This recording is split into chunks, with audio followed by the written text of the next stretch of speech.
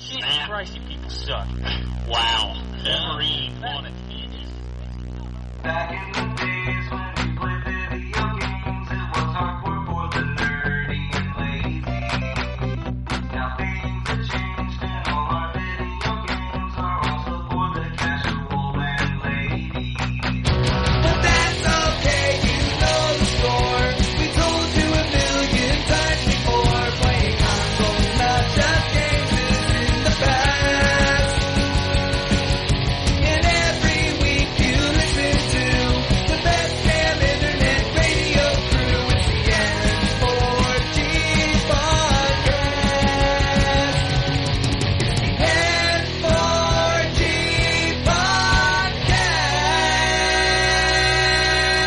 podcast. Alright, it's time. Another week. N4G Radio. This is episode 695 for April 25th, 2022. And because Drew didn't show up, it's just me and Anthony. I can hear it now. Yeah. As they switch to another podcast, and I don't blame you. This episode has been deleted. Have you ever seen that video of, it was a joke from, Super Best Friends podcast where they were talking about, The Last Guardian and how it should just be them Sony going on stage and just moving all the files to the recycle bin Yeah, why not? and deleting it. I was like, that's pretty great. And somebody turned it into a video and the crowd's just like, yeah!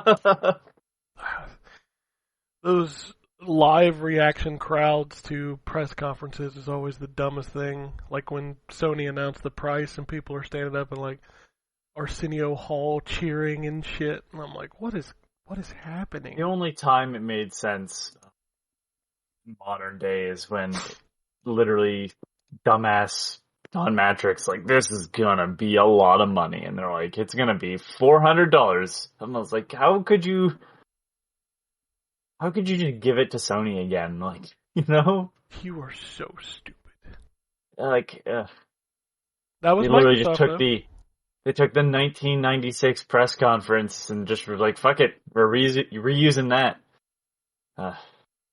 Just say the price. Remember the price of the PlayStation? $299. He just leaves. Totally unprepared. I love that fact. Just walked up and was like, fuck them. $299. Bye. Anyway. Video games, they're always fun. It's slow right now. I think, I'm okay with that. Yeah, I haven't been in the mood. I've been having some like, issues. Like, I haven't been playing a lot of video games. So it's good that there's not a lot out to play. But we can go ahead and hop in and talk about the one game you played, I guess. Yeah, it's Lego Star Wars. Hey, that's a really good Lego Star Wars game. I just posted my review this past week. I gave it a 9 out of 10.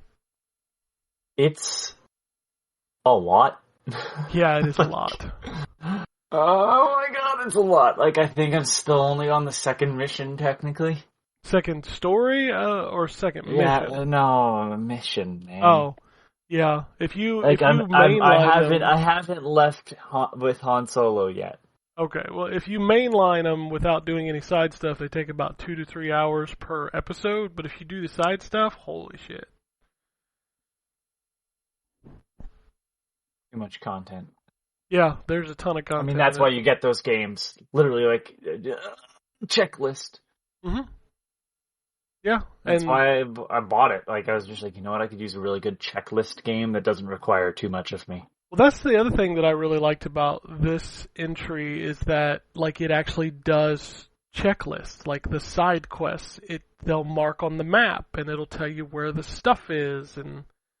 Like, well, the original was, like, just levels, so... Yeah. What would have been the point of that, right? And then they started going open world, and they didn't. So it's time... I think the only thing that I can really complain about is, like, good lord, there's a lot of menu.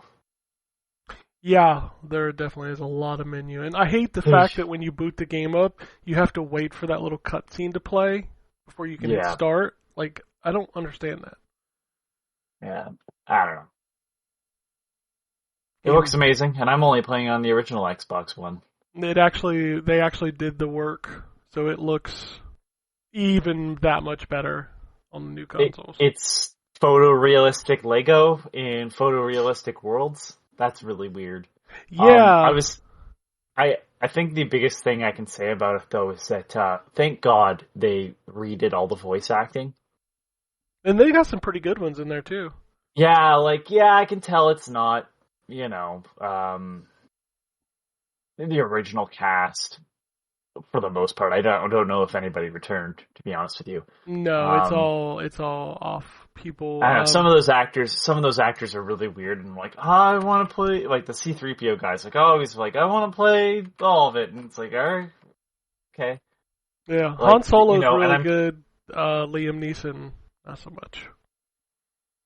What are you gonna do with that character? It was a boring ass character. You didn't like Qui-Gon Jinn? No, my God, no. What did he do? He died. That's the whole boring ass. He found the one. He found Anakin. He doomed everyone. Yeah, so it is Anthony Daniels playing C-3PO. I thought so. I was really? I'm sure it's Anthony Daniels playing C-3PO because he always wants to play C-3PO. That dude wants to do everything. I went to the Star Wars concert and he was like the host. Yeah, but he loves that character, so that's I love the fact that he's like, no, C-3PO always had a silver leg, and they're like, people are like, no, he didn't. And he's like, the person that was taking photos of the movie as we were making it questioned me about this. It was always the silver leg. I'm looking at the cast. Billy D. Williams apparently reprises his role as Lando. Huh. Brian Blessed returns as Boss Nass. I'm assuming that's like taken from the movie. Can't imagine Brian Blessed was like, I'll do that again. Yeah. D. Bradley Baker is a bunch of people. D. Bradley Baker is a bunch of people in every thing. Yeah. Oh, Fred Tatasciore is Darth Vader.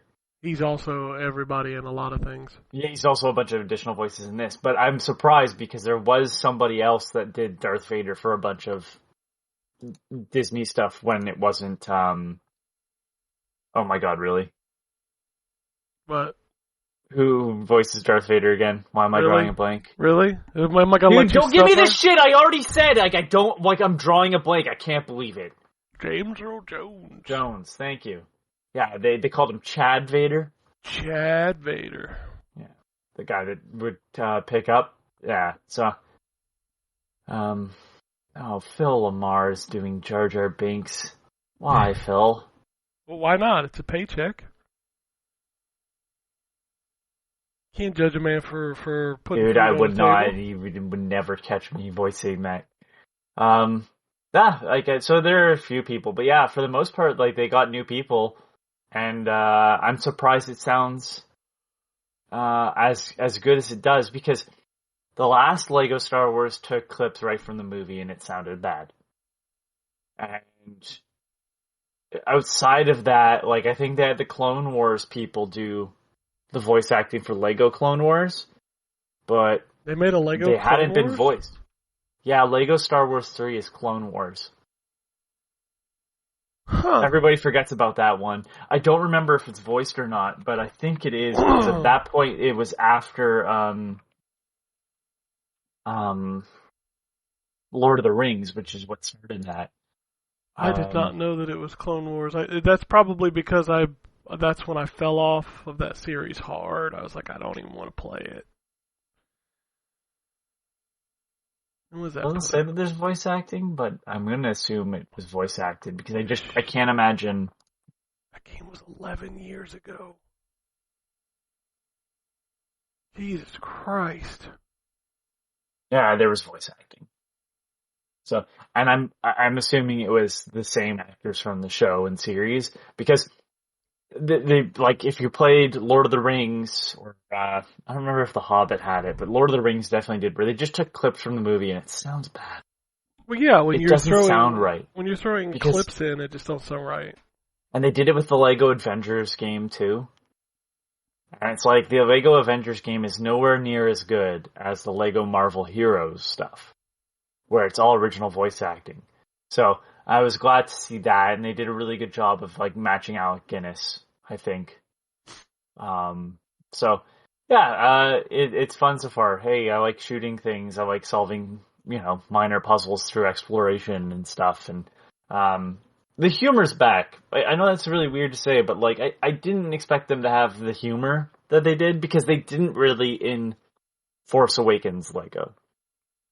They want to be all broody and serious. Yeah, I mean, there was still some humor, but nowhere near as good as the stuff in this. Yeah, this is Like by far the best game that they've made, and it shows that they took the time off from regurgitating the same shit over and over again. The sequence where Luke asks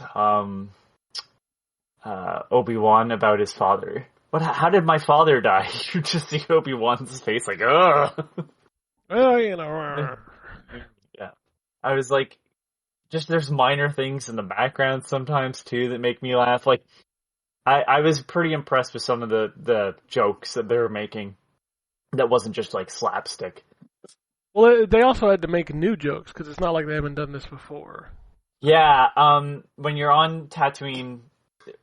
So there's another thing that I liked about this that I forgot about until I just thought about it again. I like the fact that Tatooine is still alive in this. It feels more...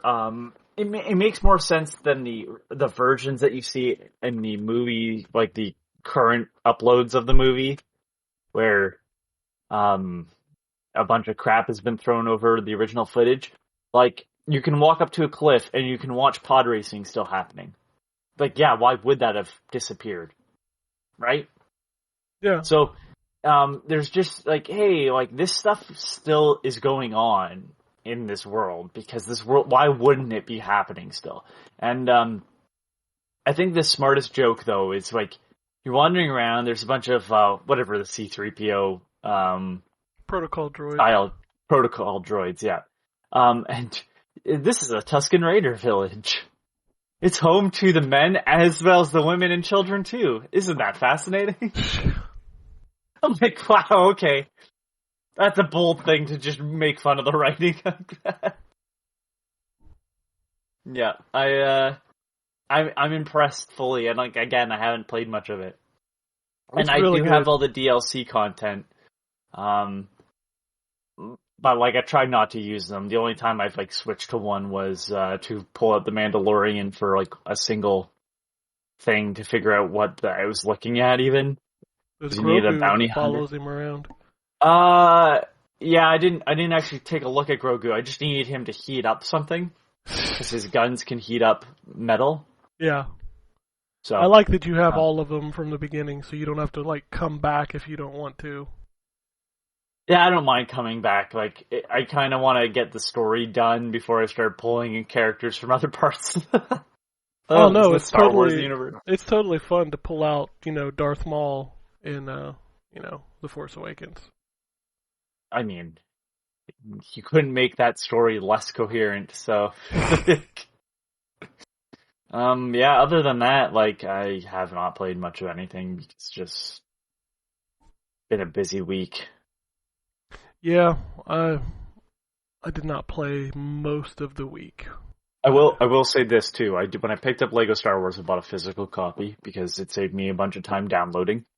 Only for my Xbox One to be like, this needs to be installed on the main hard drive. Yeah, that's how it works. I was like, fucking Jesus. Okay. Alright, so I had to start shifting stuff around. I did pick up a giant Sonic plush. I don't usually buy plush, but like, it is a perfect classic Sonic. Like, I was like, holy shit. And I have a Tails that I won at a carnival years ago that's about the same size. But there's a ton of Sonic merch. Like, because this time they haven't had to redo the Sonic design, there's a ton of Sonic merch out right now to, like, capitalize off of the movie, which makes me very happy, because I'll tell you right now, I went in looking for Sonic figures multiple times around the release of the first movie, and nothing. I was like, maybe they'll get something out. No, not even classic Sonic design stuff. So, yeah, a lot of like Sonic merchandise is out there now. If anybody's interested, bring it up. I'm sure there's a lot of people that movie did really well. So It makes me happy that they also seem to give a shit about. I mean, I have to assume at this point that like it was some executive that wanted Sonic to look realistic. probably. Because the turnaround on redesigning Sonic and the fact that they nailed it tells me that like they knew. So, yeah. I still want to see that second movie. I'm waiting for it's a 45-day window right now for movies from theater to home. So I'm just gonna buy it on Blu-ray because I want to own it. To buy Sonic comics. Of course, I'm gonna buy the Sonic movie. I really wish they'd get the rights to the old OVA because I still think that's the best interpretation of Sonic to the original game series. Well, that's it for me. All right, go into your games. yeah, my exciting games. One of the things I did do this week is I got a hankering to play some Dead or Alive. So I went back and I was playing DOA 4 on the 360. And just as kind of like to refresh my brain, I also was playing DOA 6, which is the newest game. Boy, you really can tell when Itagaki left because DOA 4 still looks and feels and plays better. It's got better stages. Like, it's amazing that 6 looks worse than 4. I'm just shocked. And I'm gonna go a bit further and say that's partially because as much as Itagaki definitely liked boobs. Yeah, there's a lot of horniness in all the DOA games. I get it, but for sure. That became the main focus after he left. Yeah, like if you go back and look at 5, they sold these like DOA volleyball gravure videos of every girl. Yeah. And like they were DLC and like I'm looking at that, I'm like, okay, I get it that Itagaki is kind of a horn dog and like his endings were really suggestive. But there's a difference between being suggestive and then just straight up being like, you only care about tits. Yeah, like watch this video and zoom in on her crotch or whatever. It's kind of like how the beach volleyball games, I've never played them, I have zero interest in them, and they didn't sell well. You know, they sold, but not as well as boobs would sell, you would hope, anyways. They were okay games from everybody that's played them. They're like, yeah, it's actually really a very good game. And then the last one that came out, I've never really heard anyone speak positively about it. All I remember is like, they claimed that it was PC culture that was stopping it from coming over. But it's like, no, they don't fucking sell in America. Yeah, the first two games were really good, the ones Itagaki made. Mm-hmm. And then it just became all about boobs and costumes and nickel and diming fans. That third one, I played it. Somebody sent me a copy from Japan, so I was playing, I think I forget which region it was, but it's the one that had the English language. And it's just bad. But what's amazing is that game is still going. I'm not surprised. They finally got it up on Steam, and they put a new character in it not long ago. So yeah, but because it's an easy job for a not very good video game to make more money. Yeah. Like, seeing all the costumes in DOA 5 and 6 is just really disgusting to me. Like, they were on sale in the spring sale this week. Half off, they were still $40 and $45 for one season of costumes. Also, I have to break in. Did you get your copy of Zero Tolerance?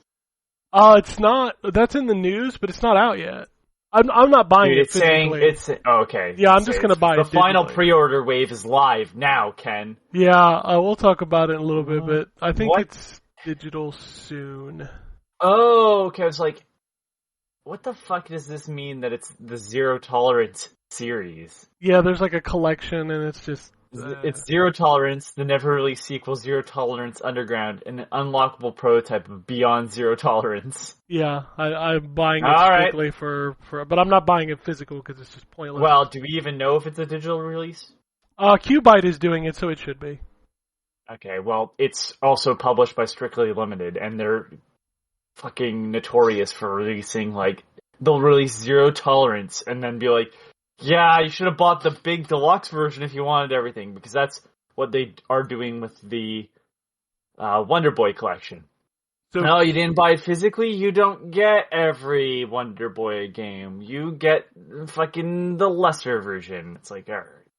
So I looked on that press release that I sent out. I guess we're just going to spoil some of the news now, but the press release from Qbyte says it's coming to PS4, Xbox, and Switch digitally, and then physically Switch and PlayStation, I think. So I'm assuming the digital version is probably going to be available this week or next. I don't know. But I'll buy that version, because of course I will. Alright. I didn't play any other big games, but I did play a bunch of indie games because there was a bunch of them released this week. The first one is Neon Lore, and it is literally just a cyberpunk game where you're walking around and looking, like you'll walk up to a character and it brings up a text block about them. That's it. That's all you do. You don't interact. Wow, that you don't, sounds horribly boring. It's extremely boring, and the frame rate is bad, and it is just a weird-ass game. Bit Orchard Animal Valley feels like somebody was trying to make Stardew Valley with Game Boy graphics. It's fine. I didn't hate it. Mococo X. So this is like a kind of like a take on Snake, where you have to draw lines around things and like unlock a puzzle of like a girl running away from something. It's all, you know. All right. If you just look at artwork for the game, you'll know exactly what kind of game it is. I was gonna say, when you said a girl running away from things, I'm like, there's nothing good coming from this. No. I didn't see any nudity, but it's still like, yeah. Crushborg. So this seems to be a new trend. Crushborgs is this week's Contra clone. All right. It feels just like the first Contra. You got the spread shot, you got the spinny jump, you've got like the big boss level at the end of the first level. Like, this game just feels like Contra. It's not hateful. I thought it was okay. Ganryu 2 is a side-scrolling ninja action game. Feels like something you would have played back in the arcade.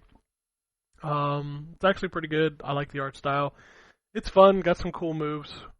Liberated Enhanced Edition is a is this the comic one? Yeah, this is the comic one. So basically think Comic Zone with stuff. Okay. Yeah, so like you're going through a comic book, and then like the cutscenes play in some panels, and then you play some of the panels. Metal Tales Overkill was a very weird game. So it's just a top-down twin-stick shooter where you're like a band member collecting things to upgrade your band. But there's a weird glitch when I started playing it that the sound was just not, like, it was all turned off, which was really weird because it's a music-style game, so you would think you would want to focus on the music, but it was all turned off. I don't know if it's just a bug or a glitch. It doesn't matter. You shouldn't play it. It's not very good. Ayo the Clown is a side-scroller. That's actually not bad.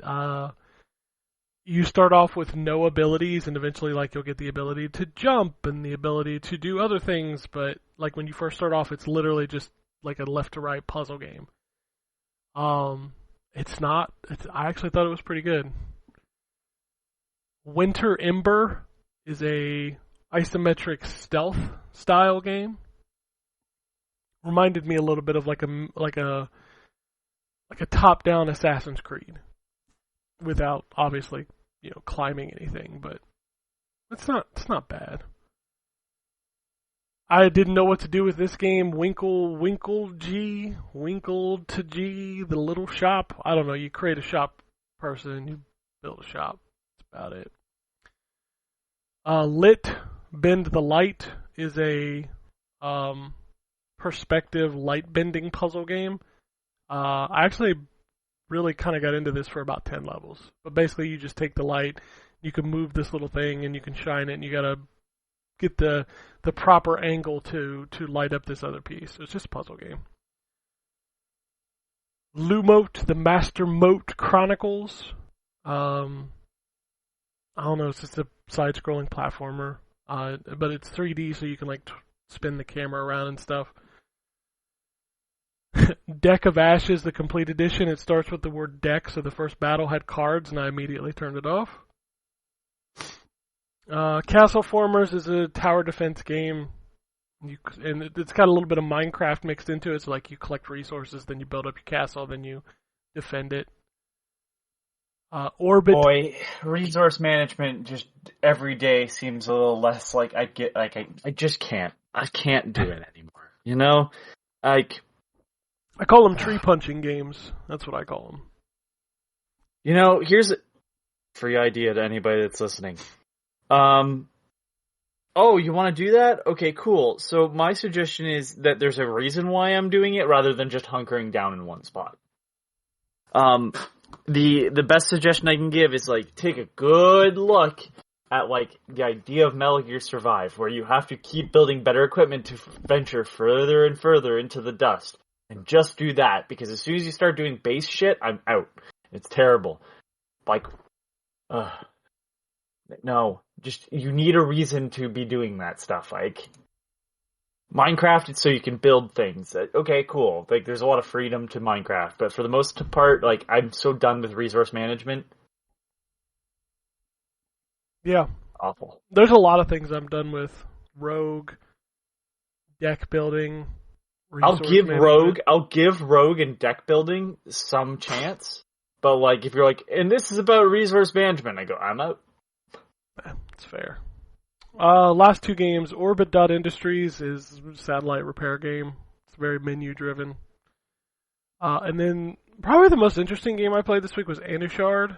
I don't really know how to describe it. It's kind of like an isometric action adventure game, reminiscent of something you would have seen on the PlayStation 1. For some reason, the visuals kind of give me a Pandemonium vibe. It's very colorful, very kind of angular style, but it reminds me of something you'd have played on the PS1. Just a talk to people, action game. But I thought it was pretty cool. I did reinstall Get Even. I played a little bit. I'm at the point. I got stuck. I made it to the part where I'm walking through the cells where they're keeping people, and there's like this fucking weird dude having tea with his rabbit, and he's telling me the door code is somewhere, and I can't find the door code. That's when I turned it off. I forgot how kind of janky that game was, like the controls, like it didn't feel good to shoot.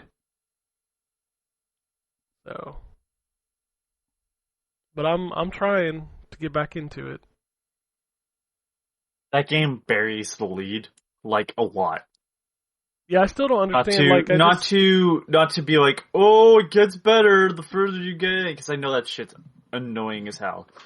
But it is like one of those, hey, this gets better the further you get in. I'm trying, because the fight in the office when I stole the sideways gun just kind of sucked. Like, that wasn't very fun. And now this creepy guy's telling me I need to look at something to find a code for a door, and I'm like, okay. Even the door code I found in the office building was not very original. It's like, oh, you can probably remember this if you go look at 4 pictures. I'm like, okay. So I'm gonna keep trucking at it, see how I feel. But that, like I said, that's it. I did not play a lot, and I played all those indie games in like 2 different sittings. But as far as other games, I just ain't played much of anything.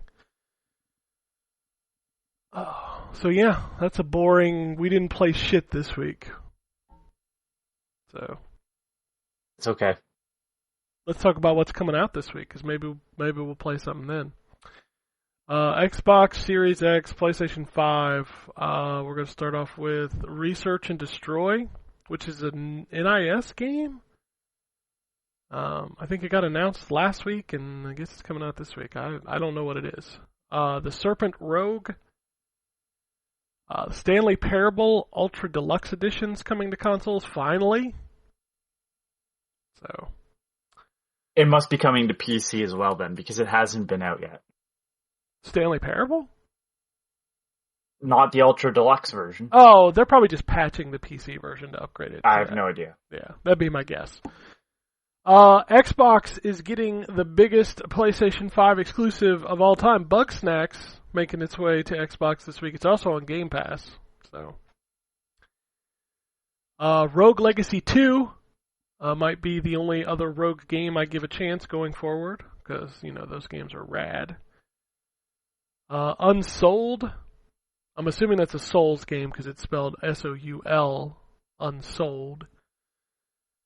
Galactic Wars EX, Micro Pico Racers, and Ravenous Devils. Gas Guzzlers is making its way to PS5 alongside Vampire the Masquerade Blood Hunt, Waifu Impact, because that's going to be good. And PS5 native version of Record of Lodoss War, Deedlit, and Wonder Labyrinth. All making their ways out this week. Xbox One, PS4, we've got a lot of the same stuff. Research and Destroy, Stanley Parable, Bugsnax coming to Xbox One. We've also got Rico London. The House of the Dead remake is now... that long 3-week exclusivity for the Nintendo Switch is up. So... game's now making its way over to other consoles. Let's see if there's anything extra on PS4. Oh yeah, we got a Street Cat's Tale, Layer Section, and Galactic Attack as tribute. Sherlock Holmes Chapter 1. Tassomaki Behind the Twilight. And looks like that's it. On to the Switch. A lot of the same games here as well, but also we've got City Wars, Tokyo Rain, Zombie Army 4 Dead War, The Sorrow Virus, a faceless short story, Abyss Memory, Fallen Angel, and Path of Magic, Arise, a simple story, the definitive edition, Bugsnax also coming to Switch, Katie and Meow Meow Land, Get Packed, Couch Chaos, Marble Maid, Marco and the Galaxy Dragon, New Terra. This might be the game you... Okay. Oshirabu Waifus over Husbandos Love or Die. I think we both need to kill ourselves now. Oh, shit. What is even happening? Parkasaurus, which I've heard good things about. Transiruby. Cardful Planning. And finally, the big release of the week, I guess, is Nintendo Switch Sports. It's out on Friday. That's a game I'm not in any rush to get. You think it'd be good? I can't see it being bad. Preview seemed that's hot on it, so I don't know. It seems fine. I don't know what to say. I don't want to buy, the strap. It seems weird. I don't know, whatever. I probably won't buy it. That's all I'm going to say. I probably won't buy it. And that's a fair thing. I love Wii Sports. The first one. Me too. I just don't have any care to... Honestly, the lack of Miis, and I know you can use them, but it's just the weird new things that they have. I don't want to see those. I honestly the simplicity...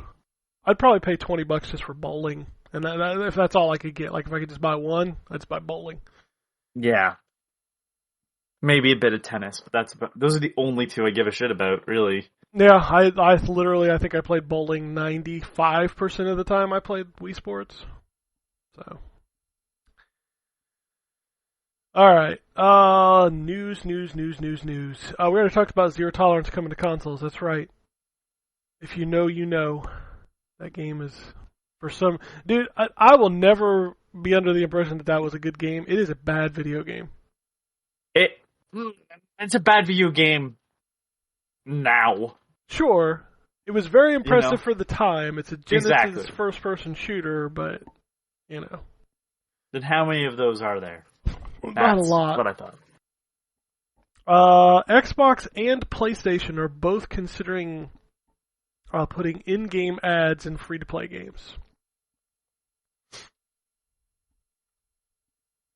How you feel about that? I don't play free-to-play games. Well, then I guess you don't care. Amy Hennig is making a Star Wars game again. Pretty sure she's been making 2 so far, and now this is the 3rd one, so maybe this one will actually come out. Yeah. Oh, shit. I hope it comes out, because she's worked on great games. So I'd assume a Star Wars game from her and her team would be amazing. But it's kind of like the Jade Raymond effect right now. Like, people keep hiring her, and she's yet to put out a video game in a while. Yeah, but Amy Hennig actually has put out good games. No, 100%. You know, I look at Jade Raymond's past, and I'm like, what? Assassin's Why Creed. did people...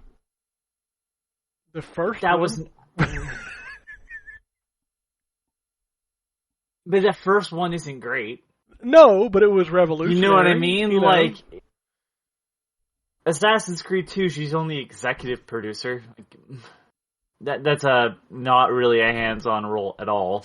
I want to be given, like, not to big discredit money. executive producers, but it's just kind of true. Like, I want to be given big money for not performing for a long time. That's what I want. Shadowrun is making a comeback. They're releasing the trilogy. It's coming to all consoles, and it will also be on Game Pass. Oh, yeah, okay, the new one. Alright, I was like, please tell me it's not them trying to reboot the fucking thing. No, these are the old games. These are the Hong Kong and Dragonfall or whatever. Yeah, all of those are coming Those are okay. Those are actually based off of the tabletop. But, you know, actually can be played because the tabletop is a mess. Yeah. But they're on Game Pass, so you can just play them. So, here was an interesting thing that cropped up this week. Siphon Filter, a bunch of the games got rated for PS4 and PS5. That includes like 1, 2, and 3, and like the PSP game, I think, or something. Like, there's a bunch of ratings for Siphon Filter games. Well, the PSP games all made their way to PS2. Yeah, but we haven't seen a Siphon Filter game in a long time. Yeah. Like, are they releasing a collection? Are they putting... No, I'm assuming this is part of that thing. So... That weird... Because everything has to be still certified. But why is this the only game we've seen, I guess, is the weird part. It's the only one... Because I'm wondering if anything that's been out doesn't have to be recertified. Good point. Yeah, I don't know. You know what I mean? Like, if it's online right now for purchase, does it have to be recertified? I don't know.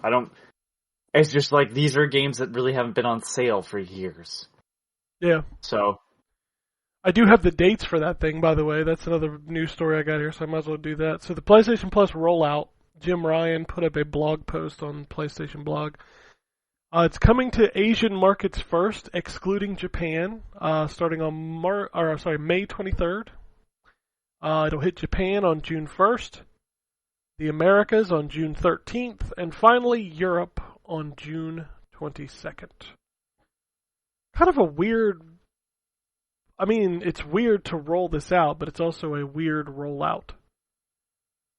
Like, you're putting it out in Asian markets first that is not Japan. It's to combat piracy. Sure. You say so. I'm almost certain that's part of it. Like, if this thing can succeed in Asia, where they have probably the most piracy in Asian markets, like, if it does well there, it'll do well everywhere. Or maybe they reduce it in other places and leave it for Asian markets. It's like, there's reasons for everything. We don't pay attention to it, but mobile games get similar rollouts. Like, they'll come to Canada before the US, or they'll only be in the US. Or, we're testing in China and, like, France. And you're like, why those two places? I think the weirdest part for that, for me, is how late Europe is. Because isn't Europe, like, the biggest PlayStation country? It's either US or Europe. I don't know if that's true anymore. During the 90s, that was true. I guess the early 2000s. Alright, I'll be interested because that means we've probably got to start seeing some details soon if it's launching on the 22nd in the Asian territories. So we should probably start seeing like how this is going to work. Like maybe we'll get a list of games or something. I don't know. Sony's got to do something to make me, I've already got 2 years of it because I did that buy PlayStation Now thing for like $60 a year. I did that for 2 years. So I'm going to have this thing for 2 years. So I'm going to test it out, but if they want to start getting people to up their subscription, they're going to have to start, making it look like it's worth it. So, Sonic Origins got a release date. It's coming out in June. Boy, did you see that PowerPoint presentation to tell you how you get all the shit? I know that some of it's unlockable. They've had the people going around being like, a lot of this is unlockable in the game, but it's like, why do you need this for a collection of like 30-year-old games? Exactly. Like, listen, you greedy shitheads. I don't give a shit if it's all unlockable or not. Fuck you. Like, why would you ruin this? And you're gonna ask, what, $40? $40 for the... $40. Well, so wait, it's there's $50 two versions. in Canada. There's two versions. No, there's one version. Fuck everything else. I don't give a shit if there's two versions. Whatever. It's still $40. You set $40 for it. I don't give a shit if there's one that's $30. What's the other one, $30? That's what I'm trying to figure out. This is Sonic Origins price. Oops, I typed the wrong thing. Sonic Origins. It doesn't matter. Even if it's $30, everything should be included. These are games you've had for how long now? And you've sold how many times? And you're still price gouging this thing? Like, you could... Whether it's 30 or 40, it should just be a complete package. That's my point. It doesn't matter what price point it really is. It should just be the thing. It's $39.99 for regular, $44.99 for the deluxe. Looks like. So it doesn't matter. Either if they wanted to be at $45 for the deluxe, it should have just been $45 and everything was included. Yep. So this is even before. So nobody remembers probably, but I brought it up a while back that there was a ROM found of Sonic 3 and Knuckles that had different music in it. And I'm going to take a wild guess now and say that's the music that's in this version. So don't be surprised when you're like, I don't recognize some of these tracks. Yeah, because you and most other people didn't play the PC version, which used MIDI versions of these original tracks before they had the Michael Jackson tracks, allegedly. Even though it's known at this point. So I have a feeling the music's going to be different. They're going to sell it with this stupid add-on content that's just unnecessary. It's like, they had all these games on the DS. I mean, these games have been around forever. Sonic 2, Sonic 3 and Knuckles, Sonic and Knuckles, and then Knuckles in Sonic 2. All on a DS cartridge. And I get it. These have been remade from the ground up. They're widescreen. You can play as every character in every game. Cool. I love that fact. Again, though, just charge me $45 if that's what you wanted from this. Yeah. Like, I have no issue with the pricing. I have the issue with the pricing to then piecemeal parts of this game out. When it's 30 plus games, 30-year-old games. Like, fuck, it's just so goddamn stupid. That it is. But let's continue because Sega's fucking up more than once.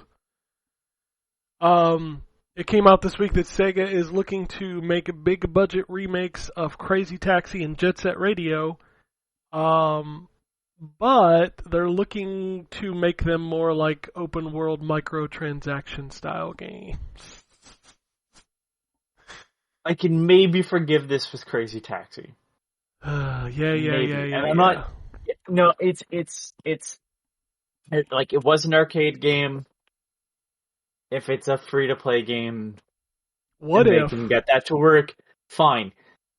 Jet Set Radio. How many times are we going to go back to this well? They don't sell well. End of story. I don't give a shit how good the games are. They don't sell well. And it's like, they got a sequel. The sequel's much better. They've reissued the original. And it's like, go back and play it. If you don't have any nostalgia for it, it's not good. it's a bad Tony Hawk? It's a real bad Tony Hawk. That fucking Pro Evolution Skateboarding or whatever that is from Konami is a better Tony Hawk. Yeah, the thing about Jet Set Radio is it's like the people who love it, but if you've never played it and you played it now, you're going to be like, what the fuck do people love about this game other than it looks cool? And the music's good. Yeah, the music's good. Like, the second game plays better, and they've never done anything with that. So, like, yeah.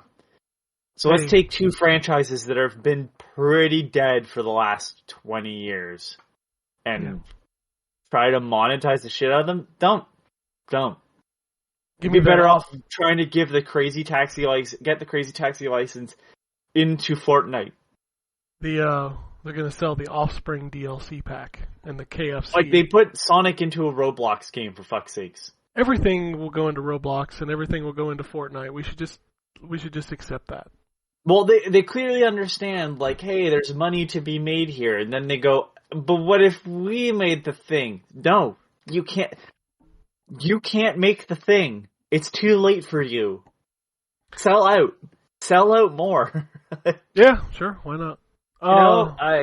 It's like every time somebody's like, "We're gonna make a battle royale." Are you? Did you see the news story that Ubisoft is looking to make an Overwatch Project Q? Yeah, it's not a hero shooter. They've confirmed it's not a hero shooter. They also say no, there's no plans for NFTs at this time. Really? Project Q? Your stupid NFT project's called Quartz, you stupid fuckers, and you use the thing, really own the experience. I got your introduction to that. Get fucked that there's NFTs in here, and everybody's calling you out for it. I got more Ubisoft news for you. So apparently, they're gonna be bought real soon. By who? Oh well, we don't know. Vivendi. Well, no, we don't know. Vivendi Universal comes back and fucking Steam.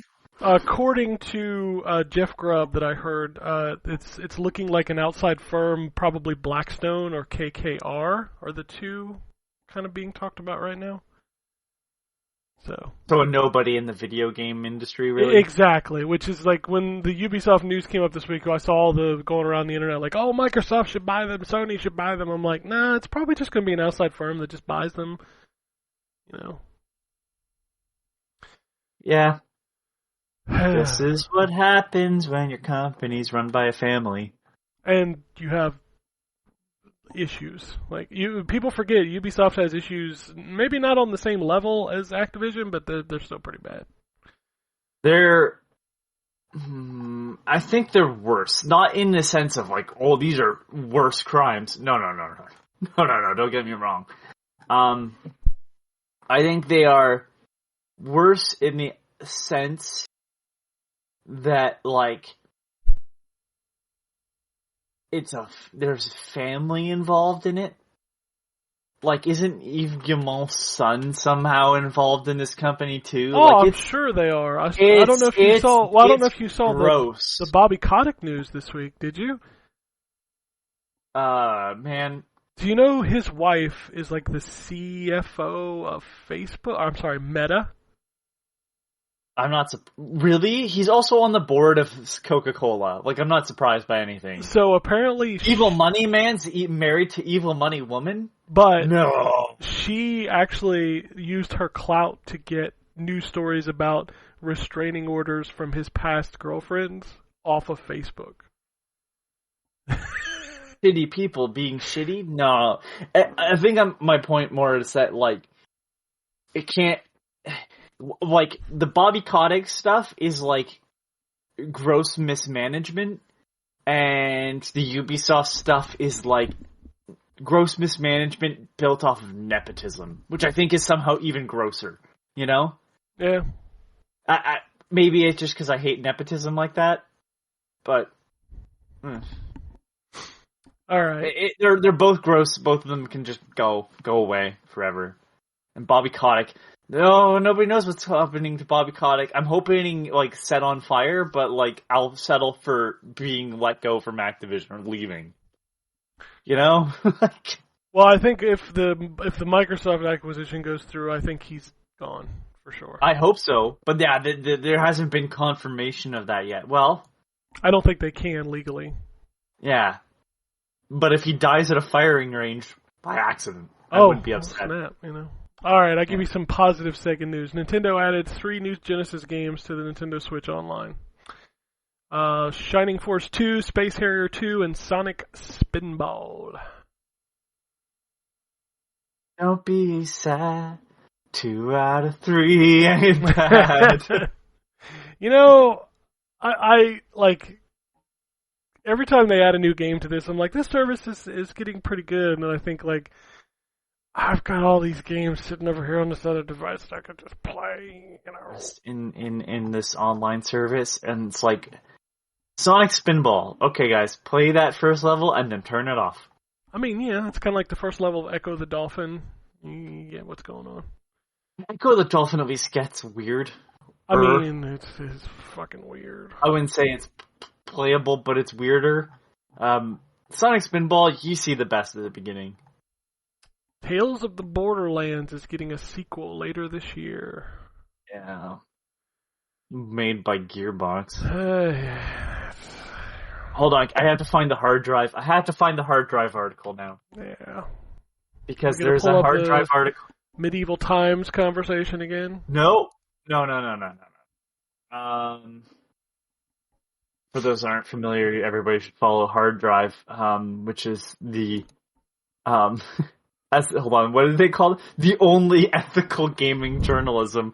It's a parody of kind of like The Onion, something like that. It's The Onion, yeah. I thought it was them that did it, but it was like, oh, Borderlands 4 writer hopes people lose it over Mario casting reference in 2027.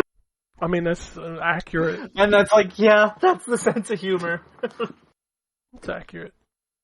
We got a rare appearance from Cory Barlog. I don't know if you've noticed, but he disappeared from Twitter. No, I don't pay attention to most game developers. Yeah, he disappeared from Corey. Yeah, he disappeared from Twitter. Everybody was like, "Is he okay? Is he okay? Is everything going okay?" So he put out a video with the God of War Ragnarok team saying that, you know, hey, we don't have anything to show you right now, and they have confirmed the game is still slated to release in 2022. So that was just the only update we've seen of God of War Ragnarok. And yeah, I'm sure it's, and I know people don't like this, but I'm sure it's crunch time. Sure, absolutely. You know, and I mean that because I can't imagine, I really hope, I don't know, I haven't heard too many stories of that coming out of PlayStation Studios. So when I say crunch time, I mean it is literally like, hey, we have things that we have to tighten up, that shit happens. He made the joke in the video. He said we have to tighten the graphics on level 3. Oh, Jesus Christ. but it is stuff like that where it's like, oh, we've implemented this thing and now we found an error. And now we have to fucking unravel why that's a thing. And, you know, oh, this doesn't look good from this angle, so we have to go back and fix it. And I'm sure they're further along. They just can't show anything yet, because I think usually by the time they start showing stuff, it's mostly done. Yeah, that's the thing, is like I find it funny, the discourse on Twitter about Starfield, and people are like, we haven't even seen the game yet, and it's out in 7 months. I'm like, you realize we haven't seen God of War either, right? And Bethesda is well known for, we're going to show it in June, we're going to launch it in November. While true, I'm like, people are like, we haven't seen it yet. Okay, well, I'm going to tell you right now, boot up Fallout 4, There you go. and put it with some stars. Just because I unfortunately have played enough Bethesda games like that, where I'm like, I know exactly what I'm getting. Yeah, you know what you're getting. Sure, it's in a new engine, so it's probably going to look different. Is it a new engine, or is it a new engine actually, though it's just a repackaged No, engine? it's a brand new engine. This is feel their like it's- first game. This is their first game launching on the new engine. Pulling the mask off of a fucking Scooby-Doo villain. Yeah. Mr. Jenkins all along! It was build. Or not build, it was, creation engine all along. Also, if you want to see what God of War Ragnarok's going to look like, you can just boot up God of War 2018. It's probably going to look fairly similar. Just to But be fair. the animations we're getting in the boat are the same. Good. Good. That means that they took less time. That means if they didn't Yeah, change exactly. those, that game would have been out in 2024. Asshat. Yeah. This fucking idiot. Alright, Halo Infinite Season 2 got some details this week. They're only going to release 2 new maps, and I guess there's a new mode that's like a small-scale battle royale. The big thing about this news is 2 maps, and the seasons seem to be lasting 6 months. How long does that season in Overwatch last? Overwatch seasons are every 2 months. How many maps have they added in the last year? Hey, we all know that Overwatch has been dead for years, but Halo Infinite is a brand new Right. game trying to bring people in. I bounced off that game. Oh, I did too. You know, I wanted to see it to the end, and I loved what I played of it, but boy, looking at the same environments over and over, I went, yeah. Oh, you mean the Even single far- player? I finished the Yeah. single player, but the multiplayer I even- bounced off in a month. Even the multiplayer, I just didn't have interest, because I was like, you know what? This is good. Hey, do you want to know when the I'm not co-op's coming out? investing. Dude, I don't know, man. August. Infinite was an accurate name because that's how long it's going to take to see this thing through. Ugh. That game is good, but they did not know how to make what they were trying to make with that game. Anyway, last news story is kind of a flip-flop. So, Xenoblade Chronicles 3 was moved up to July. That happened last week. We didn't have a show, so we didn't discuss it. You had to wonder, something had to slip, right? Well, something did. Splatoon 3 has now been pushed to September. I would have had that reversed. Yeah, no, Splatoon is delayed. Only because Splatoon has a bigger time frame between... And it's a live service game. Yeah. But no. whatever. Xenoblade is... I don't really care for either, so... Splatoon is totally not my jam. I could not give 2 shits less about Splatoon.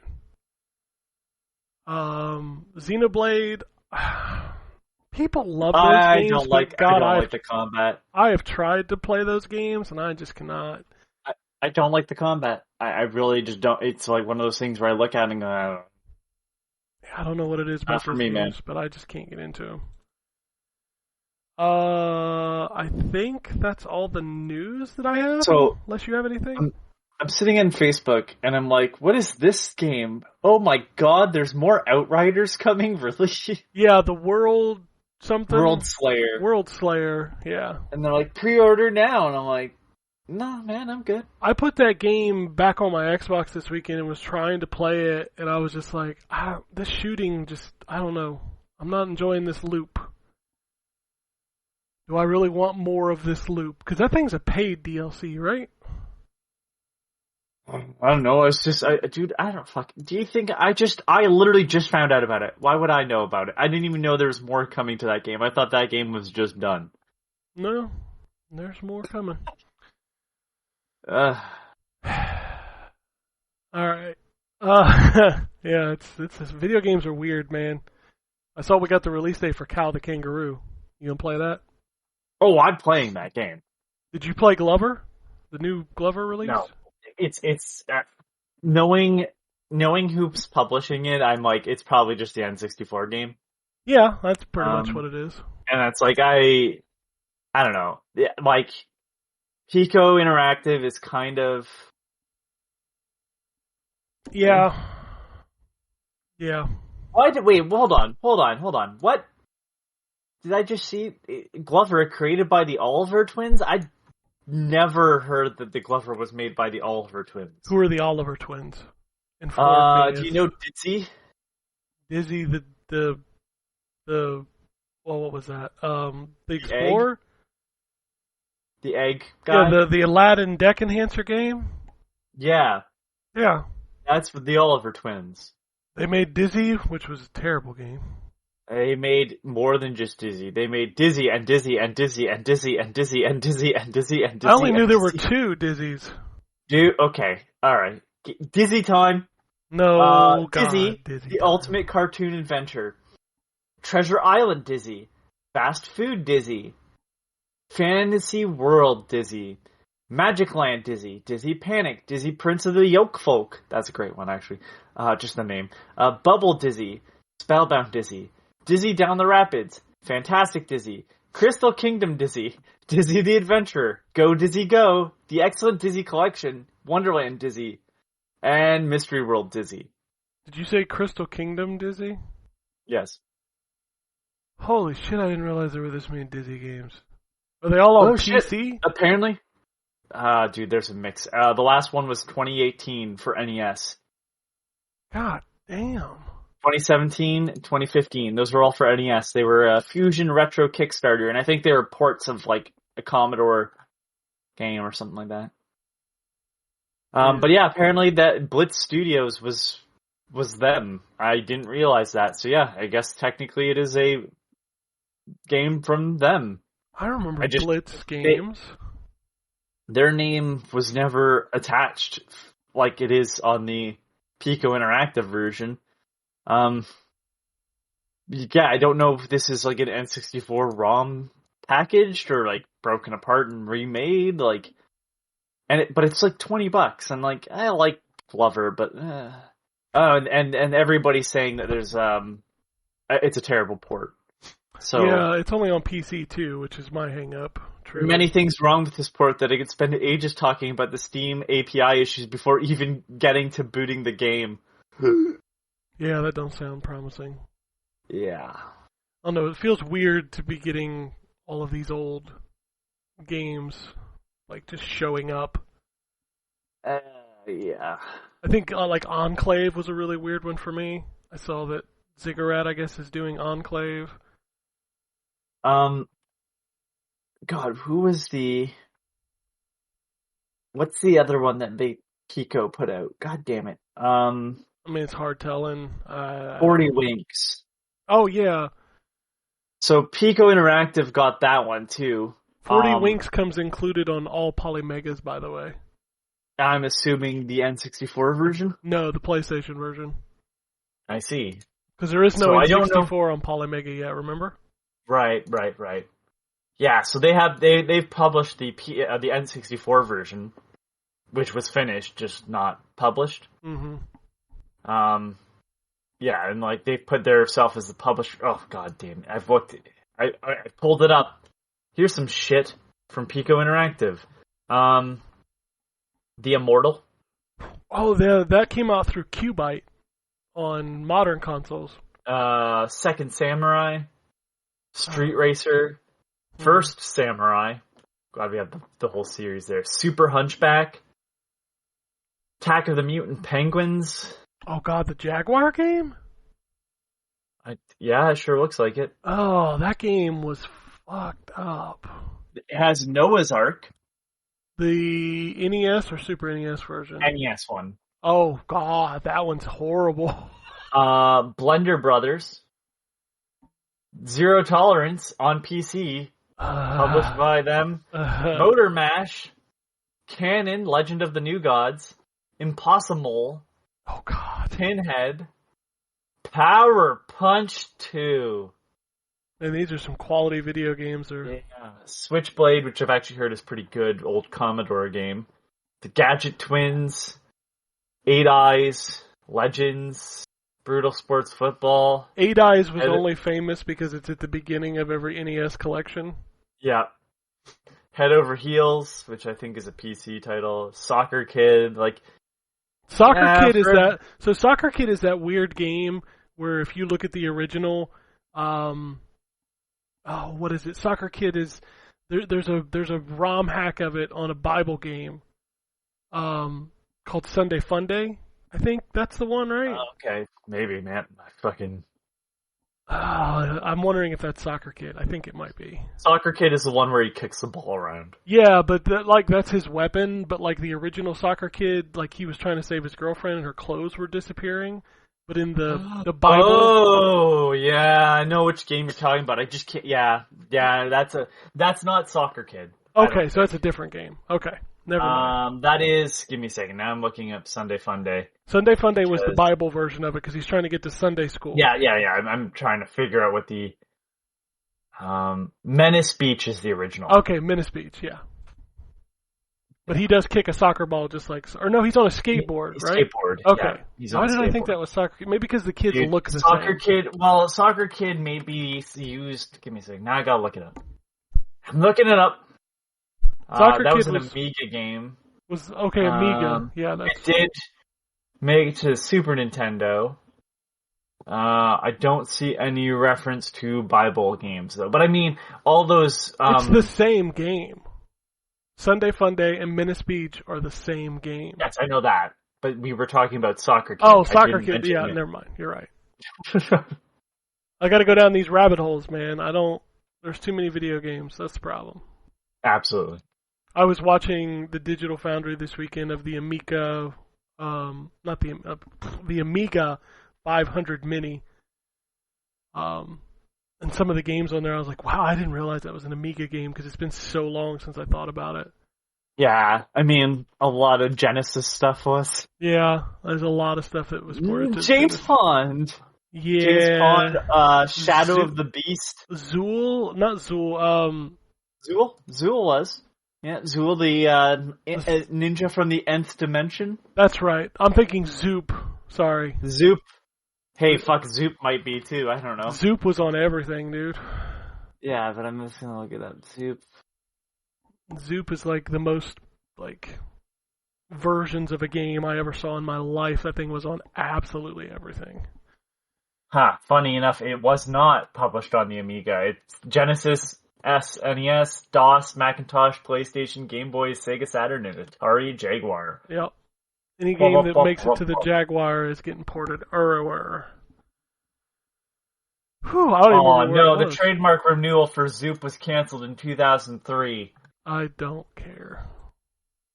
The only thing good about Zoop was its logo. I haven't looked at that game, and I like puzzle games, and I'm like, I don't get this. Yeah, wasn't great. Alright, I got a couple emails here. First one comes from Antonio. He says, "Sup, ladies. I just finished Ghostwire Tokyo and really enjoyed my time with it. It is definitely a collectathon, and the last 2 chapters were ridiculously short." Yes, they were. You play the end of that game and you're like, it's over? The last 2 chapters, they're all the other ones are 5 hours each, and the other ones are 20 minutes. Oh, absolutely. You can finish the last 2 chapters of that game in less than an hour. It's crazy. I hate pacing like that. But, yeah. Yeah. Now that Ghostwire is done, I finally might be able to get back to Forbidden West. I've only played for about 5 hours before Elden Ring kidnapped me. Didn't that happen to everybody? Everybody bought for Horizon and then just stopped. Then bought Zelda. Yeah. Never mind. Yeah. Same thing happened here, except it was Elden Ring this time. I've mostly been playing Gran Turismo, and I'm constantly reminded how inferior Spotify is on Xbox compared to PlayStation. Whenever I play a racing game, Spotify was fully integrated on PS4 as well. I want to be excited for a return of Jet Set Radio, but not in the way Sega is talking about it. Just makes me hope even more that Bomb Rush Cyberpunk is and does great. In other news, I heard Taco Bell is bringing back the Mexican pizza, which I've never tried. I've also never tried Wingstop, but there's one close enough for DoorDash, so I might try that. Yeah, there's a Wingstop on my DoorDash too, and I've never tried it.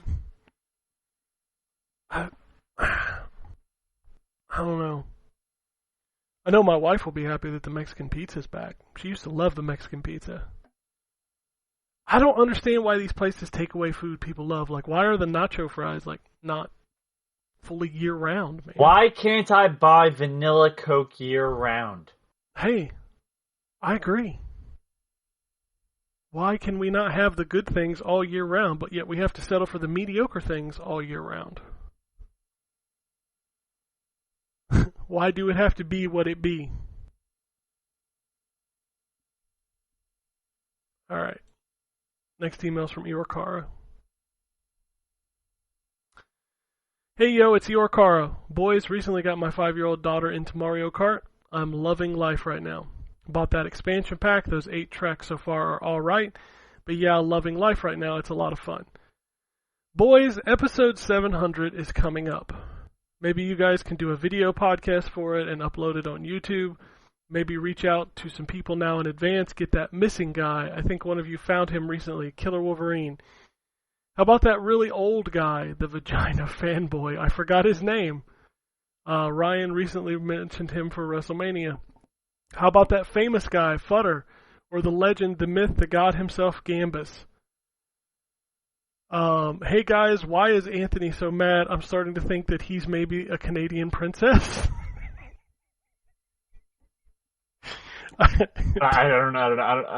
I realize, like, there's an insult there. I'm not getting it. No. You don't remember the joke about Gambus? That he used to talk to a Canadian princess on... Yeah, I understand that part. Yeah. But, like, the anger part, I don't know how those two pieces go together. Like, am I missing something there? No, I just think it's because he's just making a reference to it. All right, last one. I have a problem and I need your help. I've ran out of keywords to put into Pornhub search. Can you guys do a roundhouse and give me a keyword each? I'll use those keywords together for my search. Hopefully give me some new material. Thank you. I'm going to say a color, just randomly. Green! I don't know if you want to do a green search on that website. Ah! Life's meant for living. Put in green. Tell me what you get. Thanks. Put in chocolate starfish and hot dog flavored water. Oh, just write Limp Bizkit. As the band, properly write biscuit. Bizkit. Oh, shit. If you type that in, you might see a biscuit you don't want to see. I don't know. You're already in dangerous waters.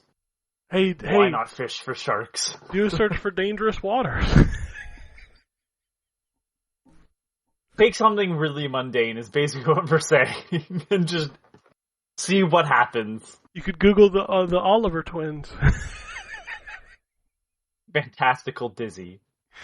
Oh, God, no.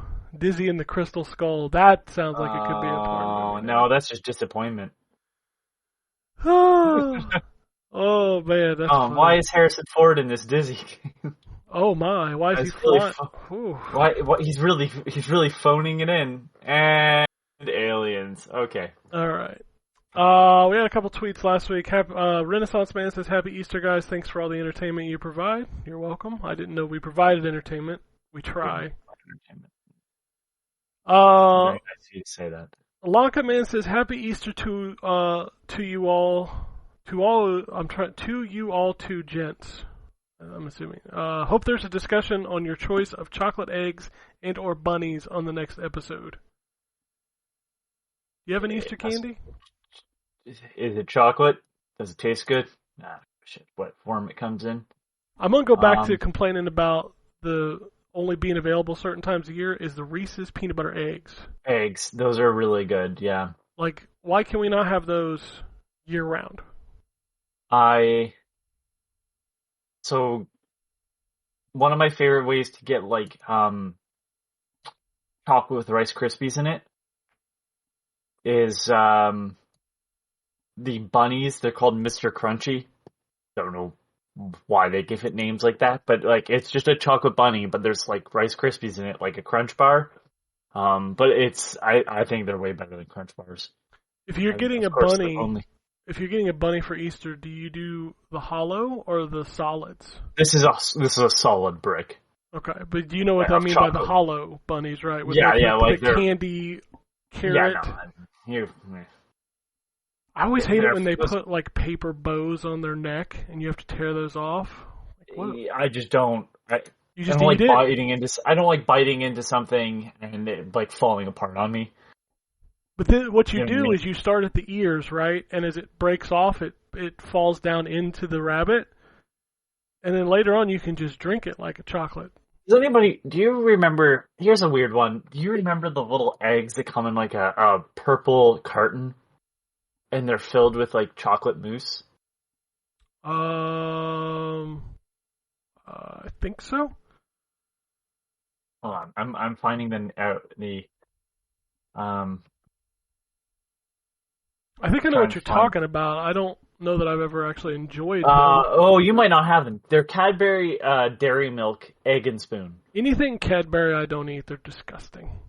So, I'm not a huge fan of Dairy Milk or Cadbury stuff. There's two things I like from them. It's that where there's like, it's a chocolate egg, but then there's like, I think they sell them differently now. You used to get like 2 chocolate and 2 vanilla in the egg or in the carton. Fuck, the vanilla ones are so good. They give you a little spoon that you crack open the egg with and eat the insides out of, and then you can eat the rest of the chocolate egg. And then the other thing I like from them is these like they're for Christmas. They're like these elves, right?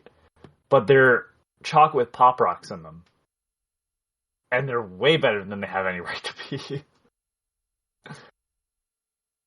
Yeah, I've always, I don't know why I like the hollow bunnies. I just do. My wife always buys me one every year for Easter because I'm a child. But I hate Cadbury eggs. I think they're disgusting. Reese's peanut butter eggs are the best. They make those for other holidays. They make the hearts for Valentine's Day. They make the trees for Christmas. Like, none of them are as good as the eggs. The eggs are the best. DJ Mitsuhara says it took 525 days, but I finally got a PS5. I was super excited about getting, as were my kids, but all they play on it is Fortnite. They don't seem to be interested in any other games. Man, welcome to my world of children. My son plays like old or just like stuff that I would not play, like stuff that doesn't matter if you have a new console or not. It's just, that dude has been playing Frontline Fuels of War lately. And I'm just What?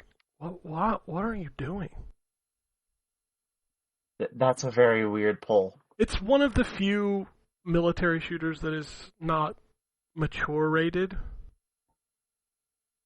So, and he likes military shooters. I gave him Halo because I don't think Halo, even though it's M rated, is not super bad, you know? But he just keeps playing Frontline, and he keeps wanting to play Medal of Honor. I was like, dude,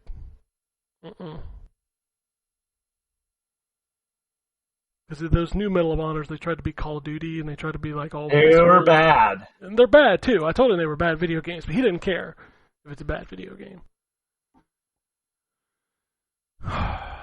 Yeah. I mean, if you imagine being my son and having access to, like, thousands and thousands of games, there's only, like, 5 he wants to play. So... Yeah. I mean, it is what it is.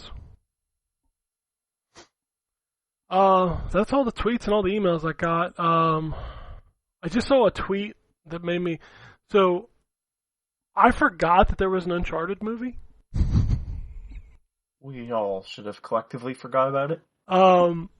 It did better than Sonic. Yeah, but like... That's just weird to me. How much better than Sonic? Domestic, it was pretty even at 145 million. International, it blew it out of the water, 247 million as opposed to 142 million. So overall, Uncharted did almost 400 million, while Sonic was just under 300 million. I wonder if Sonic was allowed everywhere. I mean, I think it would be more allowed than Uncharted, right? Not necessarily. There's so many weird rules across the world of what can be shown where and everything. So I don't know.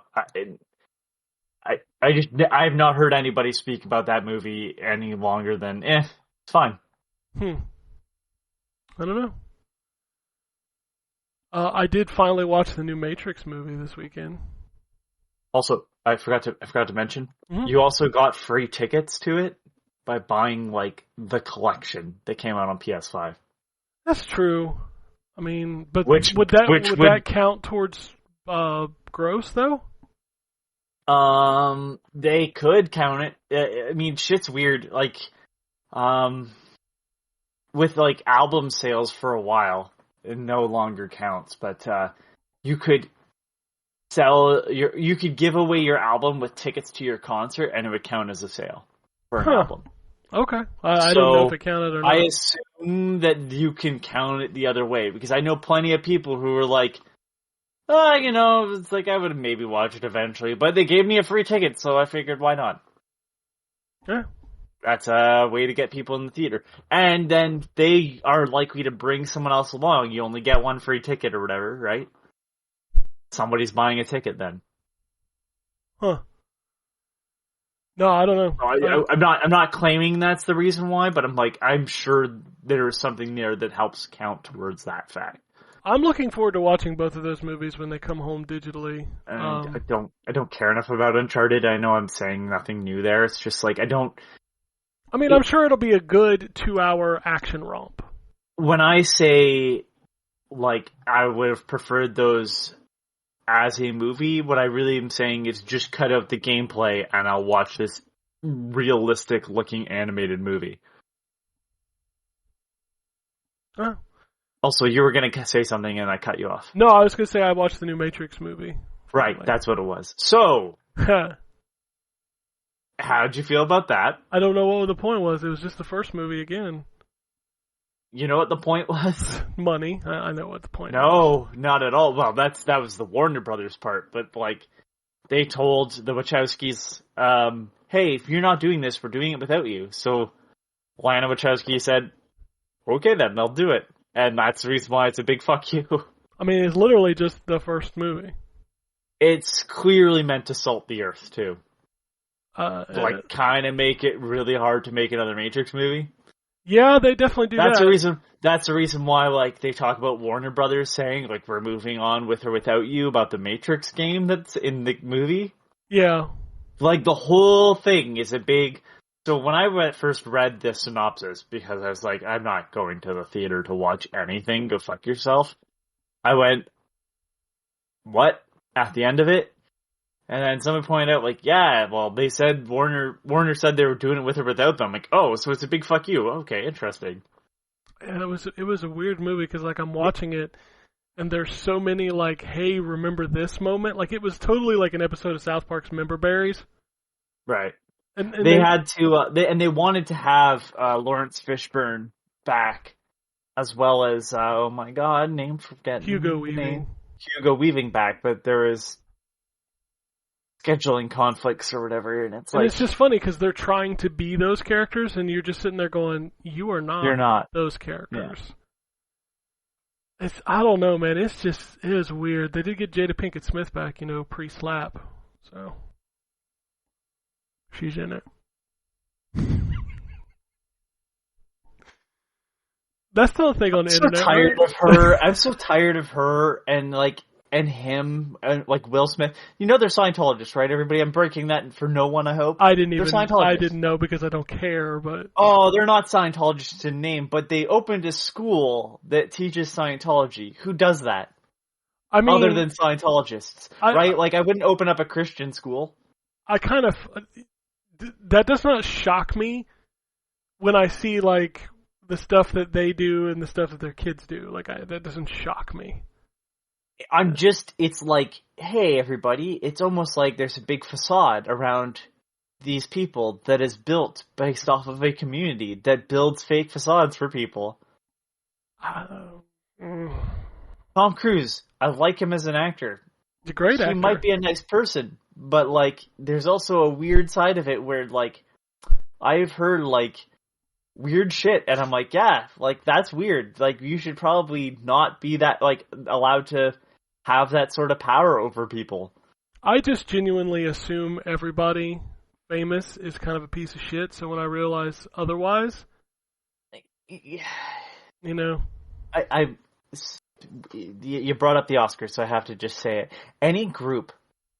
Like, anytime you go to an award show and it's a bunch of rich people, and then those rich people get on stage and tell people how to live their life. Hey, guess what? You have millions of fucking dollars. Telling people to not eat meat is one of the most classist things you could possibly do.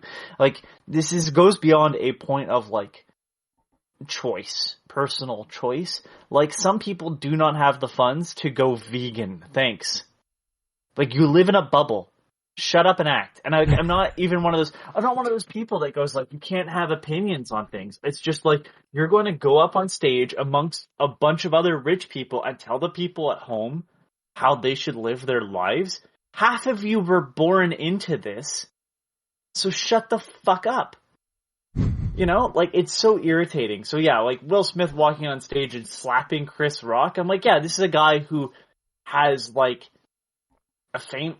married a famous person, you know, like, was famous himself, has a bunch of famous kids, they're weird and likely Scientologists, like, and then he goes and slaps a guy and goes, I was defending my family? Fuck no, you weren't. You were slapping a guy who told a joke. And now, to be fair, part of me goes, tell jokes get slapped, because some comedians need to learn that. Chris Rock, however, wasn't the comedian that needed to learn that. And Chris Rock handled it like a champ. Oh boy, I bet he's doing well now, though. I bet his shows are all sold out. I hope he makes bank. I hope that motherfucker makes bank for the rest of his life. I mean, he's been getting paid. The fact that he says, like, I just got the shit slapped out of me by Will Smith, and then Will Smith starts yelling, and he just goes, greatest night in television. Dude's so smart to just fucking pick up like that. Like, I mean, there's a reason why he's been around as long as he has. He's genuinely like, he's a smart dude. Yeah. Yeah. But yeah, the Matrix movies, they just kept bringing her back. She was one of the most boring parts of the Matrix movies. She was definitely not the most interesting part of the new one, that's for sure. Mm. I mean, to be fair, there wasn't a whole lot super interesting about that. Like, and you have to understand, Keanu's old. Like, yeah. His kung fu is not so good. Like, the action scenes in that movie are not great. Well, I mean, part of the reason why, like, John Wick works is because it's real fighting. Yeah, it's not like staged, you know what I mean? like kung it's fu. Fu fights, yeah. It's built off of, like, no, this is a rough fight. I mean, there's a reason why we can make Liam Neeson an action star, okay? Yeah, because we film every shot 400 times and then just stitch it together. Yeah, and they shoot him up real close. Have you seen the Liam Neeson jumping the fence sequence? No, like, that dude has made Taken like 400 times now, and I just can't. This is off of the first. I just can't the first anymore. like film. It might even be in a GIF format. I was gonna say it has to be in a GIF format because otherwise it's gonna play audio, and that ain't gonna be good for nobody. I don't know. I can't. Like I said, I just assume everybody sucks until I learn otherwise, and then even then I still question it because I'm like, I'm never gonna meet these people. We ain't never gonna hang out and have a burger. Some of these people I definitely don't want to meet up and have a burger with. No, 100%. I would. I have no interest in meeting up and hanging out with any of these people, and I just like to watch entertainment. And what they do outside of the entertainment, I don't give a shit. You know, I know some people. If you decide not to watch something or enjoy something because of somebody's personal preferences or things they said, I don't care. That's fine. You do you. But for me, I just drown it out. If it's entertaining to me, I'll watch it. I'll listen to it.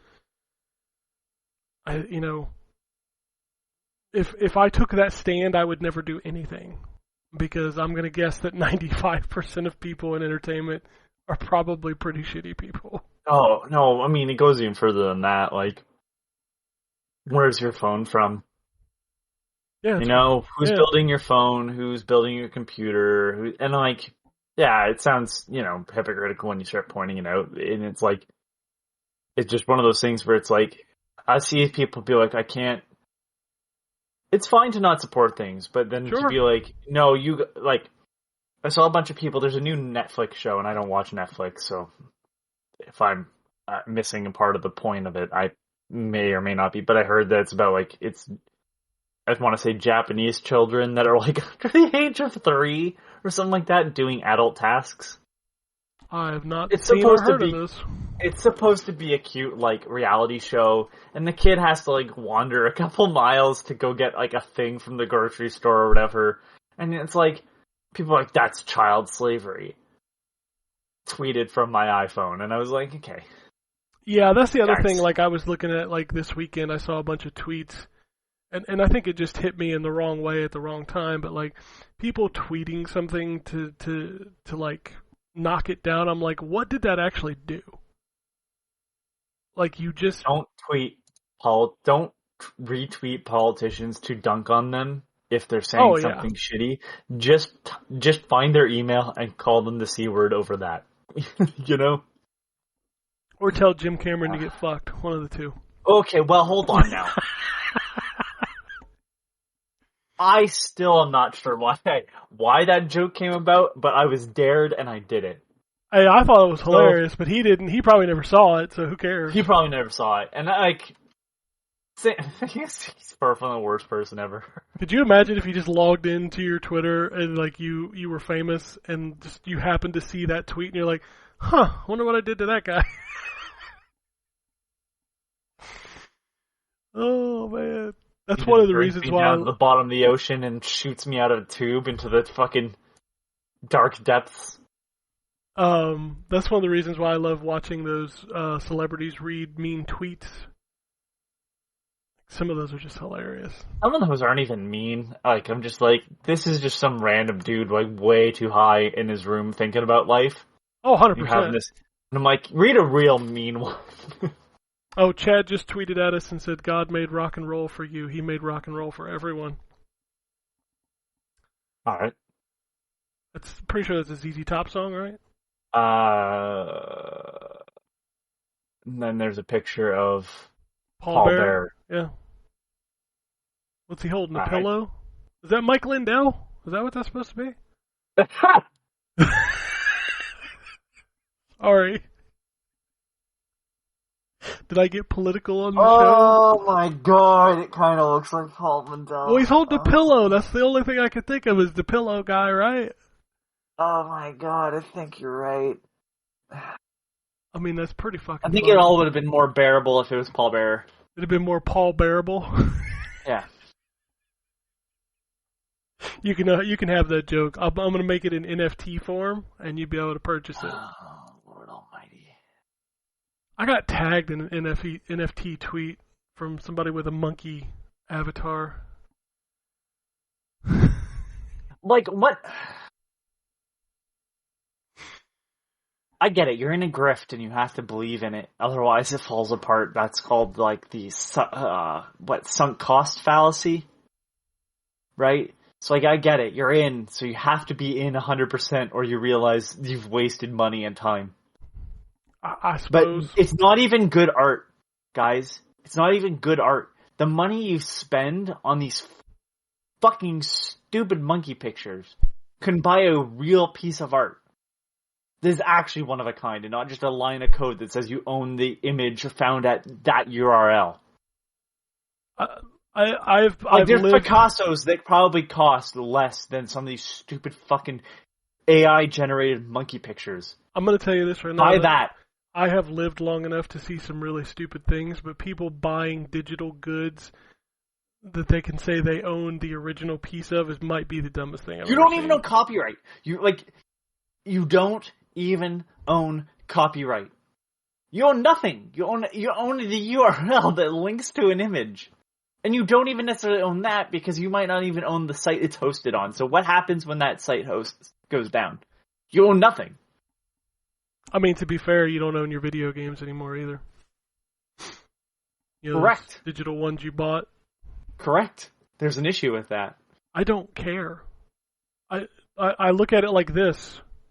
When I die, who cares? Like, they just go into the ether. I think more so like, oh god, I think more so like somebody posted on Twitter that like, hey, a bunch of games that they made for the iPhone years ago that they released for free are going to be deleted because they haven't been updated for the new iOS. And they're like, it's not worth my time to update these, but, like, it's also, like, really shitty for you to just get rid of them. Sure. I'm not saying it's So, not like, shitty. So, like, it's this idea where it's like, this is all just... I get it. Like, people that made Atari games and Nintendo games, like, who were really early on building video games, likely didn't think this is forever. But they are, so now it's an established fact. As much as I make fun of the monkey picture stuff, like, that JPEG can always exist. Like, we can keep copying it. Shit that's on some central server somewhere doesn't necessarily survive. And it's like, hey, like, you invested all this money, you maybe got your money back, maybe you didn't, but then you just go, fuck it, it's not worth it anymore. Release it for free then. Do something with it. Like, I don't... it's such a dumb thing. They used to treat film like that. Right? They would just melt down the celluloid and reuse it. That's the reason why there's a bunch of Doctor Who that's just missing. We have audio recordings of some of that Doctor Who stuff. And I only bring that up because it's one of the most famous examples of, like, all that film was gone. And it's just like, we've learned nothing from other mediums, too. Like, that's where I'm like, what the fuck is going on? Like, movie studios do a better job of protecting their shit than fucking video game companies do.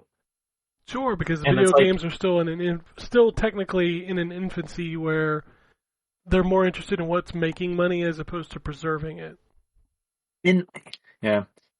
And you know what, like, unfortunately, music's kind of in a in flux right now of that scenario too, so it's either new artists or really old catalogs, but there was a fire in one of the warehouses that stored, like, all the old tape for music recordings, and they're gone now because no one did anything with them.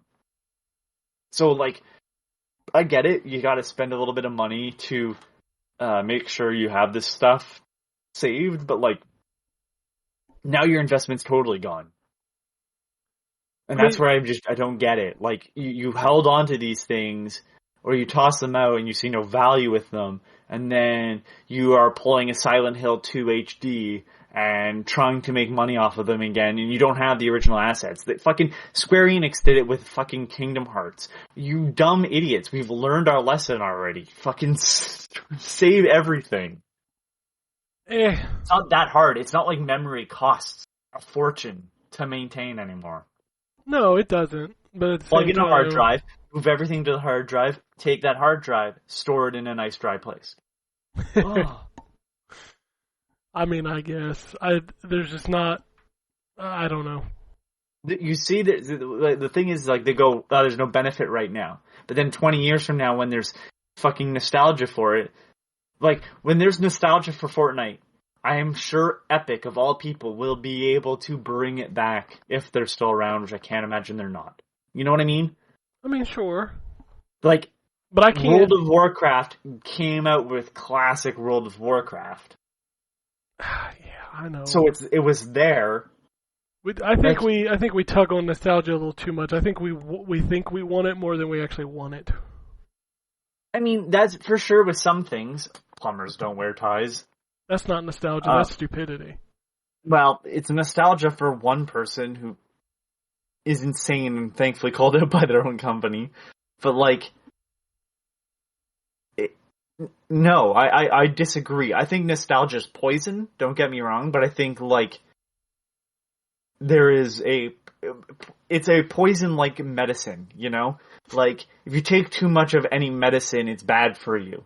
And I feel like a lot of time when nostalgia is applied, it is way too much.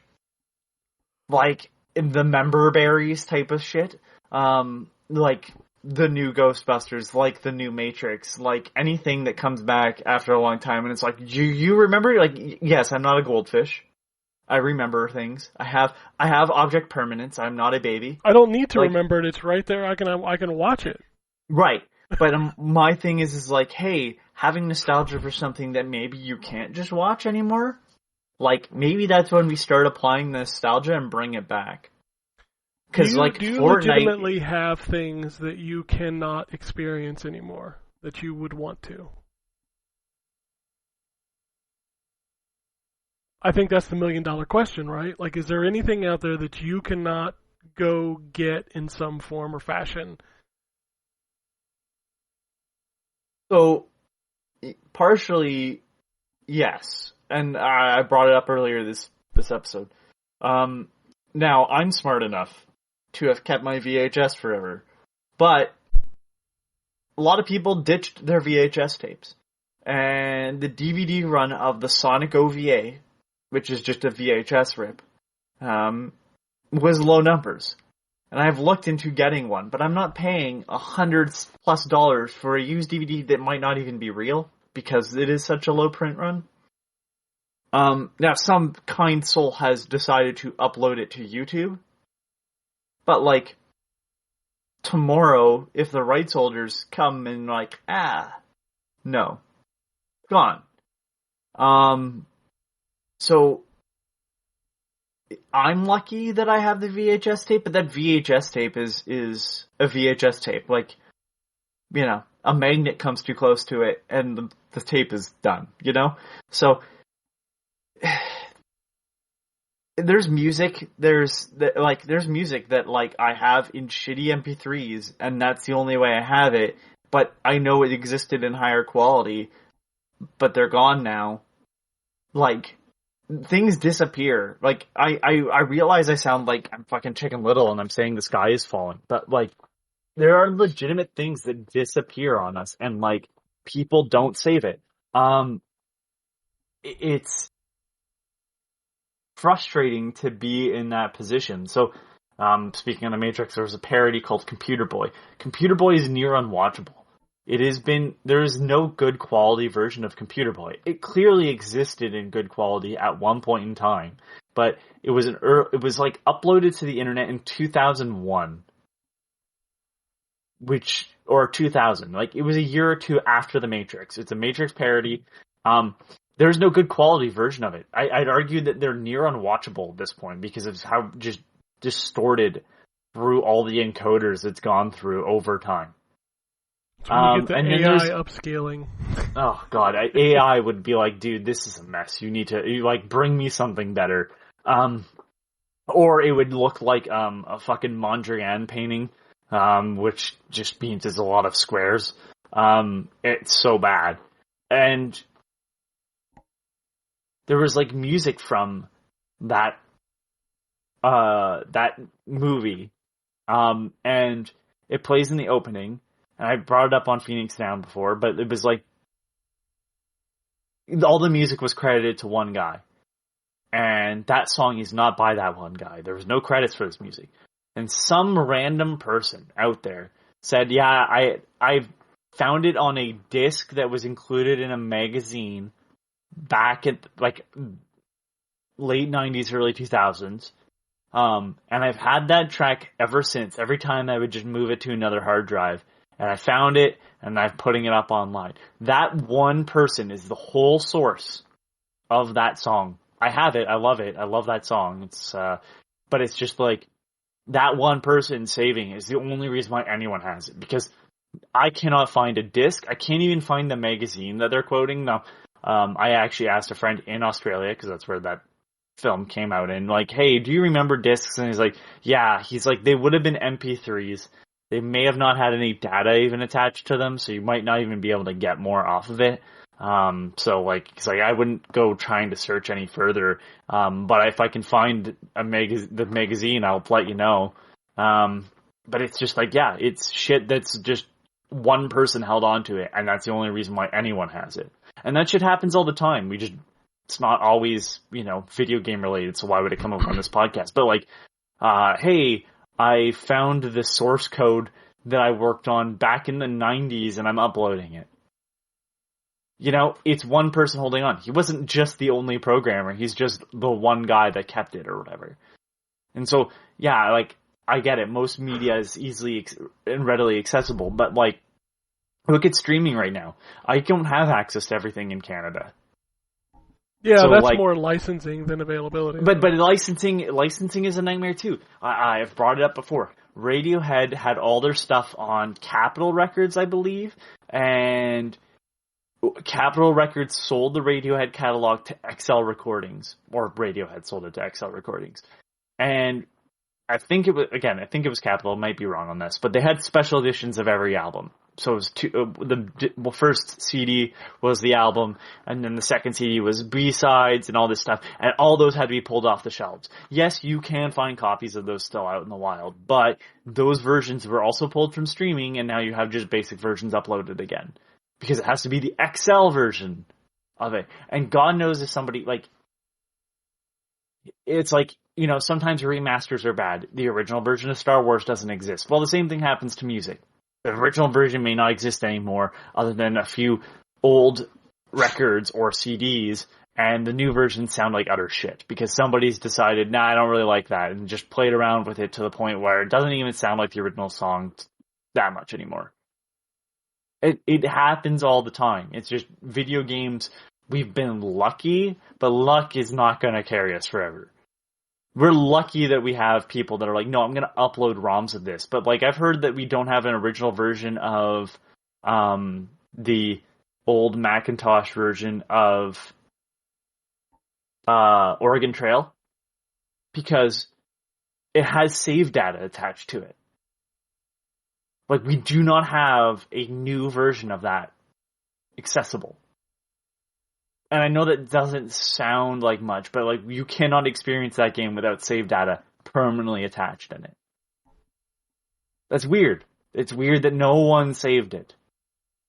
Oh, I'm not going to say it's not weird, but at the same time, I'm not going to lose any sleep over some things. I don't lose sleep over that because I'm not personally invested, but I also am not going to deny the fact that it's important that we save these things because, like, I have things I'm that way about, you know? Sure. I'm Like- the same way. Go back to Sonic, just so we can wrap this shit up in a nice bow. Start talking about Sonic early on, now we're ending it with it. All the Archie comics, can't get them anymore. Archie ran for, like, plus 300 issues of Sonic the Hedgehog. But the contract ended with Archie, and now IDW has the rights. And IDW is not going to go and try to buy the rights to the Archie comics to sell them, which is what Marvel's doing with the old Dark Horse Star Wars comics, is they're republishing them as something else, and it's actually the old Dark Horse comics that they're republishing. Because Disney has lots of money. Sega and IDW do not have that same sort of fund, and they don't want to deal with Ken Penders, who is an interesting character. But those are gone. Like, you can only get them secondhand, and they're kids' comics. Like, I was a kid, I know how I handled comics. The answer is, not well. So, you're gonna find bad quality, and yeah, somebody's probably uploaded scans, but, like, that should not be the only way these exist. And that's where I go, you know, like, anyone should be able to get a nice copy of this without having to go into the depths of the internet and find, I don't know, some terrible Sonic furry fan that's like, hey, man, I've saved everything. Dig through it. I would Like an episode of Hoarders. Yeah, exactly. Me neither. So, that's why I get passionate about this stuff. Is just there's stuff for everyone that everybody has nostalgia for something, and that nostalgia is not being treated at all. Like, there's no medicine for it. You just have to be like, I remember the time. When we first met, girl. I was wondering if you'd go into Michael Jackson. Come on now. That song is classic. Alright. I don't have anything else to talk about. Me neither. I ranted for way too long at the end there. You should have been like, no, it's 1:30. Let's cut this shit. Now, why would I do such a thing? Because you like the audience. I mean, you're assuming things again. No, check out our episode of Phoenix Down that just aired. We Speaking of maintaining things. ranting for hours about old video games going away. If you want to follow us on the Twitter, we're at N4G Podcast. If you want to follow me, I'm at ZTGD. Anthony's at Complacent Robot. You can also email us. You can send those to podcasts at ZTGD.com. You can send us emails. We'll read them on the air. We'll answer questions. We'll give you search terms for your favorite adult website, apparently. Phoenix Down is finishing Control, and then they're moving to the AI Insomnium files. So that's next up on the docket. You know, if those guys ever get their shit together and, you know, Drew finishes his beard grow out, we'll be alright. I don't have anything else. Me neither. So, if that's it, we got here. Peace, bitches. Alrighty. And it goes something like this. Epic fail.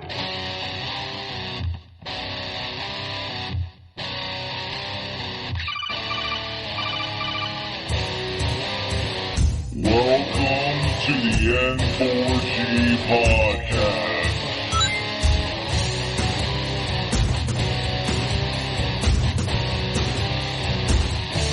$0.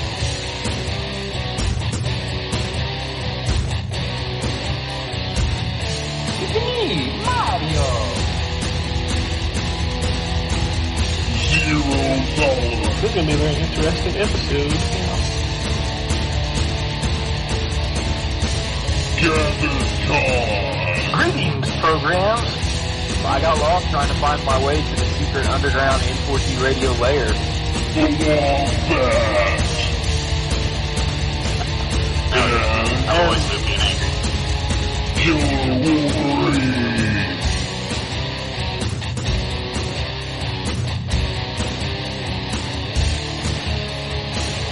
Play games, not consoles.